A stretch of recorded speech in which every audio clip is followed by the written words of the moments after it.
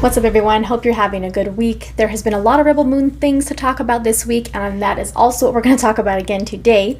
So if you haven't had a chance, check out the amazing trailer that was dropped during Gamescom a few days ago. I did a trailer reaction. If you're interested in watching that, it's on my channel now, but don't miss out on that awesome trailer, okay? So during Gamescom, Zack talked with, IGN and other trades that were there. He got to visit with fans.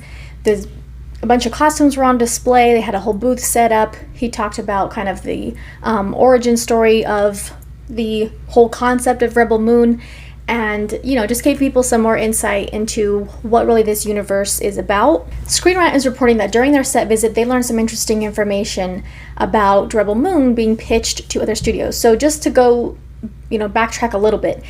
You probably already know this, but for those of you that don't know, Zack Snyder had pitched Rebel Moon, well, I don't think it was called Rebel Moon at the time, but he had pitched this idea to Lucasfilm as a potential Star Wars movie. However, he did not want access to any of their lore or characters. He wanted this to be its own thing, separate from what had already happened in the Star Wars universe, and kind of just be a side project, a side movie that still existed in that universe, but not with the same character, but with his own original characters and story.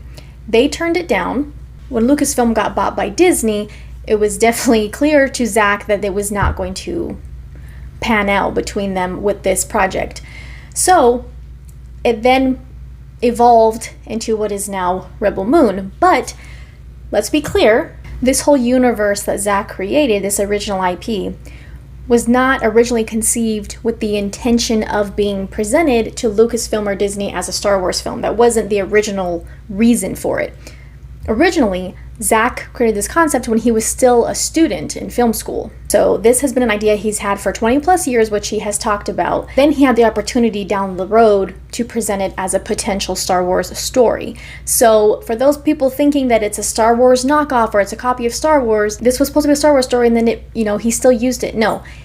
It wasn't like Lucasfilm or Disney hired him to write a Star Wars story and then he ended up making it as Rebel Moon. That was not the case. But Screen Rant is reporting that Zack also pitched it a few times to Warner Brothers. I guess that's not really surprising since they do have a history. It's not surprising either that they rejected it. So let's see what Zack had to say. He said, "I think in college I had said something to my professor about what about Dirty Dozen in space? Or like an ensemble movie like Seven Samurai in space." And he's like, "That's a pretty good pitch. What about it?" And I was like, "Well, because it was one of those classes where you're supposed to pitch a movie." And then I was like, that is cool. Then we did try and sell it as a video game and as a movie at Warner Brothers a couple of times. We pitched it to them. They were like, oh. It's interesting that he said they also presented the potential for having a video game with the movie, because that is indeed what is happening now, releasing it over at Netflix, which is what he announced at Gamescom. Clearly this was old leadership at Warner Brothers, but it seems like no matter who's in charge there's always just this fear of being different, doing something different and original, kind of going against the grain, taking a risk on a certain type of movie or something within a specific genre, and they just don't ever seem to quite get it. But the article points out some pros and cons, which I definitely agree with. So obviously, probably one of the biggest positive things that could have happened had Warner Brothers said yes to Rebel Moon is the certainty that we would see it in theaters. They haven't officially confirmed it yet, but I really do hope that they do a limited theatrical run. I mean, Netflix doesn't market anything. They'll drop a trailer like a month before a movie comes out, and then that's like it. They don't really market their movies. They kind of just will drop a movie, they'll drop a new series, and it's just like there. They have done quite a bit more for this universe than they have for the majority of their other films. So I don't see why they would do all that and not have at least a limited theatrical run. So I'm hoping that happens. But obviously that would be one of the biggest positives, or would have been, had it landed at Warner Brothers. And another thing is it probably would have had a bigger budget. Now, the estimates right now for Rebel Moon's budget are about $80 million, and I think that's per part. There's part 1 and part 2. I don't think they could do both parts with just $80 million, but of course, those are always just estimates that are released. Warner Brothers probably would have been able to put more money into it, and then of course marketing and putting it in theaters, all of that requires more money. However, I ain't mad about that because Zack does a lot better quality work with significantly lower budgets than these huge studios produce with, 3 times as much, which we have seen this year from DC. Zack works with what they get, and they make absolutely beautiful, stunning, visually, beautiful VFX, especially for something of this scale. It's a massive scale. Now, clearly, had it been, with Warner Brothers, it's, can say pretty confidently that they would not have, approved a 2-part project out the gate.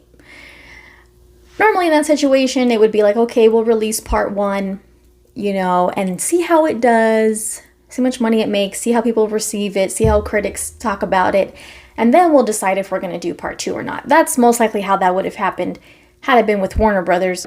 Netflix was like, why don't we do 2 part, and Zack had talked about that, saying that it really was best to do that because it was a long script. Of course, he doesn't mind making long movies, but for the sake of maintaining character building, being able to really build out the world and the universe and not have to sacrifice story, they felt like it was best to go ahead and, divide it up into 2 parts, which I think is perfectly fine. He gets to keep everything he wants, which is kind of segueing into my next pro or con, is that with Warner Brothers, another pretty much certainty, Zack would not have had creative freedom. And even though this is an original IP, this is not something that, a property that Warner Brothers already owns, and then they're like, oh, well, we want this and this. No, but still, he would not have had creative freedom.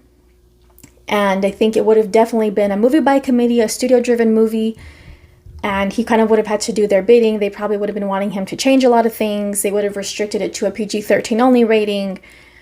Just all the things that we already know. And over at Netflix, he's had total creative freedom and encouragement and support from them.